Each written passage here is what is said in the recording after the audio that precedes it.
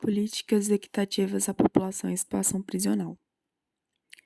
O sistema prisional brasileiro é um dos maiores do mundo em termos de população carcerária, encontrando-se no quarto lugar do ranking mundial. No Brasil, há 3 tipos de regime: fechado, onde o indivíduo sofre privação da liberdade; semiaberto, onde o indivíduo já possui um contato de maneira controlada com a sociedade; e o aberto, onde o indivíduo já convive em sociedade. Esse trabalho tem como foco os indivíduos em situação prisional em regime fechado, onde aproximadamente 810 mil presos tentam sobreviver nas 437 mil vagas disponibilizadas nos 1.426 estabelecimentos penais do país, sendo 594 cadeias, geralmente utilizadas para detenções mais curtas e mantidas por unidades jurisdicionais menores, 651 penitenciárias, que são mantidas pelo Estado e geralmente utilizadas para detenções mais longas e definitivas. O restante é composto pelos hospitais psiquiátricos e colônias agrícolas. De acordo com o projeto Sistema Prisional em Números, PSPN, os estabelecimentos destinados a homens correspondem a 66,9%, a mulheres 7,8%, e os mistos 25,3%. É notória a existência da superlotação do sistema penitenciário do país. Segundo o Departamento Penitenciário Nacional, o DEPEN, o número de presos aumenta 8% ao ano. Em alguns estados, devido à superlotação, muitas mulheres são colocadas em celas masculinas, onde, infelizmente, acabam sendo vítimas de violência sexual. Essa superlotação dificulta o Estado a garantir cuidados de saúde e higiene dos presos, contribuindo na disseminação de doenças, sendo as principais a AIDS e tuberculose. O indivíduo que passa pelo processo de aprisionalização passa a abrir mão de suas características culturais e pessoais, moldando-se à cultura prisional. Há, portanto, uma massificação do comportamento daqueles ali inseridos, perdendo de forma gradual suas características individuais definidas. Juntamente com a ociosidade, a massificação pode causar vários efeitos danosos à saúde física e mental. A falta de serviços e tratamento de saúde é um dos principais motivos de reclamações. Não é raro encontrar estabelecimentos prisionais com o básico de medicação, visto que apenas 37% dos estabelecimentos possuem módulo específico para a saúde. O artigo 14 da Lei de Execução Penal prevê a assistência à saúde do preso e do internado de caráter preventivo e curativo. Em 2014, foi instituída a Política Nacional de Atenção Integral à Saúde das Pessoas Privadas de Liberdade no sistema prisional. A partir dessa política, a população prisional foi inserida formalmente na cobertura do SUS, podendo, em tese, ter acesso aos mesmos tratamentos da população, o que é de extrema importância, já que é de conhecimento que 1/3 da população é portadora do HIV, que tem como principal meio de transmissão a relação sexual sem preservativo e o compartilhamento de seringas e agulhas. 1/4 da epidemia da AIDS é resultante no compartilhamento de seringas e agulhas durante o uso de drogas.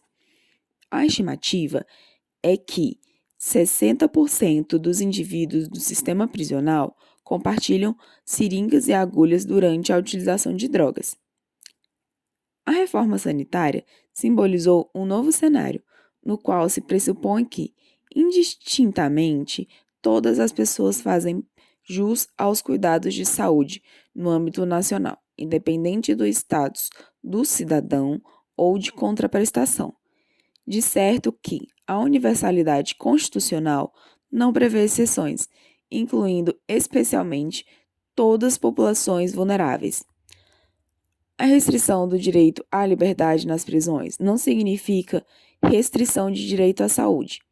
Tais indivíduos estão incluídos no serviço de rede de atenção, seja dentro ou fora do sistema penitenciário, resguardando-se do direito à saúde, inclusive no âmbito sexual e reprodutivo. Sendo assim, a universalidade e a integralidade do direito à saúde devem ser garantidas no contexto prisional como princípios constitucionais. A assistência à saúde como um dever do Estado por meio do atendimento médico, farmacêutico e odontológico, podendo ter a possibilidade de ser prestada em local diverso do estabelecimento penal, quando não estiver aparelhado mediante autorização da direção do estabelecimento. Em 2002, foi instituído o Plano Nacional de Saúde do Sistema Prisional Brasileiro, o PNSSP, por meio da Portaria Interministerial MS-GM-MJ número 628, destinado a prover a atenção integral à saúde da população prisional confirmada em unidades masculinas e femininas, bem como psiquiátricas.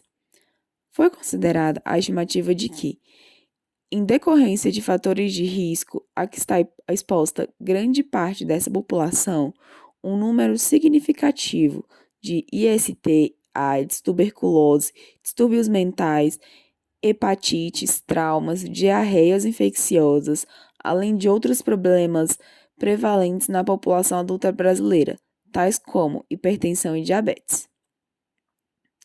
Os indicadores de saúde evidenciam importantes lacunas na aplicação das normas no sistema carcerário, onde preocupações são essencialmente voltadas à segurança. No levantamento normativo federal da legislação relacionada à saúde nas prisões, foram identificados 402 documentos. O conjunto de leis e portarias que regem a saúde no contexto de privação de liberdade deve ser analisado de acordo com as hierarquias e normas e a definição das respectivas competências para sua implementação pelos órgãos de segurança de saúde, para que seja preservado o direito constitucional de atenção e cuidados no âmbito do SUS. Além da previsão anterior de ações, a prevenção para tuberculose, hanseníase, hepatites, ISTs, AIDS, como distribuição de preservativos e insumos para redução de danos associados ao uso de drogas, foi implantada a implantação de medidas com atenção para diabetes, hipertensão e agravos psicossociais decorrentes do confinamento. A territorialização é um dos eixos fundamentais do sistema, vinculando-se ao atendimento do usuário. A princípio, a localidade a qual reside, no caso da população privada de liberdade, a residência representada no local do estabelecimento penal, ou seja, os entes federativos são responsáveis pela pessoa privada de liberdade, por serem originalmente computada como população daquele território. No censo populacional e nas estimativas do IBGE, penitenciárias, presídios e casas de detenção são consideradas domicílios coletivos, nos quais pessoas privadas de liberdade residem, devendo ser incluídas no planejamento de políticas públicas. A responsabilidade pela saúde coletiva é da tripartite, União dos Estados e Municípios, e a punição criminal não pode ser uma escusa permissiva para que o ônus recaia somente sobre os Estados, o Distrito Federal e a organização em níveis de complexibilidade crescente prevê que o Estado, por sua vez, é responsável por gerir sistemas públicos de média e alta complexibilidade, identificando estabelecimentos hospitalares de referência, também indicados para pessoas privadas de liberdade.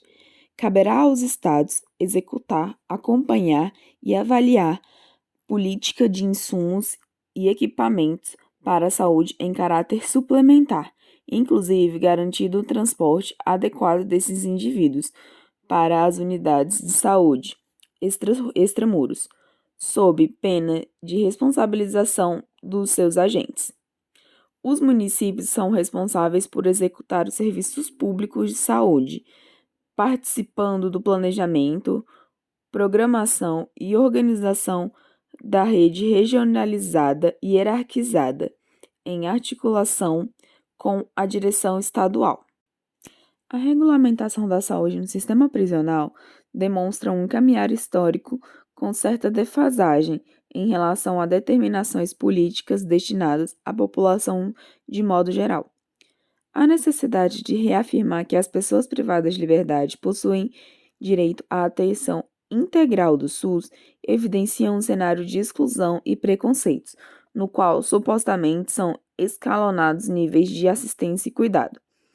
Diante desse quadro, é necessário observar a responsabilização estatal nas diferentes esferas governamentais. O conhecimento e a aplicação das normas pressupõe uma interpretação pautada nas determinações da Constituição Cidadã, de maneira sistêmica e abrangente, para que possamos atingir o objetivo legítimo e construir uma sociedade justa e solidária, promovendo realmente a saúde a todos, inclusive das pessoas privadas de liberdade. Brigas entre facções é uma das causadoras de mortes dentro de uma prisão, mas ela não mata tanto como as doenças, que não portam armas e nem defendem nenhuma facção, mas podem ser chamadas por HIV, sífilis, hepatite e tuberculose. Tudo isso por um conjunto de fatores que envolve superlotação, celas escuras, falta de circulação de ar e higienização do ambiente, onde as doenças têm grande prevalência. Como é um ambiente marginalizado, pouca gente se importa. Hoje em dia, o percentual de óbitos por violência é de 10% e de doenças mais de 80%. Uma boa parte desses óbitos são de doenças curáveis, que não têm a atenção que merece dentro do sistema prisional, e a maior incidência de doenças é de tuberculose. Dentro dos complexos existem enfermarias, porém é difícil atrair profissionais enfermeiras e médicos, pois os salários não são atrativos, são baixos. E por se tratar de um ambiente de reclusão, já fica difícil atrair os profissionais. Quando um recluso precisa de atendimento, é mais comum levar ele para uma unidade de atendimento que possa recebê-lo.